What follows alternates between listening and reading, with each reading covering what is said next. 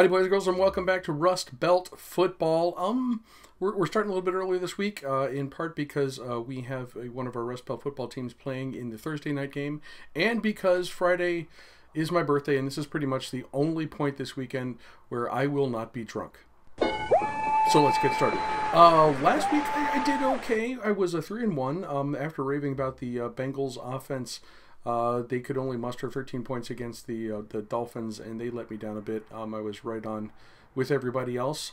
We have 3 games to pick this weekend because one is a titanic inter-Rust Belt Football Conference struggle in Cleveland, and I will get to that one in a second. But as I said before, let's start with Thursday night's game when the Steelers travel to Tennessee to face the Titans. The Titans are awful.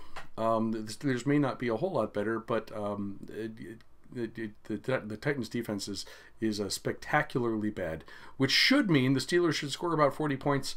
If you've watched the Steelers, you know that's not going to happen. That's not how it works. I'm actually thinking this game is going to be something in the neighborhood of like 14-0 or 17-3 or something like that. But the Pittsburgh Steelers are your pick on Thursday night. Kicking off the game Sunday, we have the Dallas Cowboys traveling to Baltimore to face the Ratbirds. It's hard to say that the Cowboys have been exposed this season because if you've watched Tony Romo, you've watched him gag up games before. This game is going to be not quite as ugly as the Ravens game last week when they beat the Chiefs on the road. I think it was like 9-6 or something like that. But it'll be close. But I do see Baltimore winning this game. Again, in probably similarly ugly Rust Belt football fashion. Baltimore is your pick in that one. And then we have the Battle for Ohio Part 2. The Browns played the Bengals tough in the season opener for about 3 quarters. And it was the last 3 quarters. Unfortunately, the Bengals had a kick return to start the game off.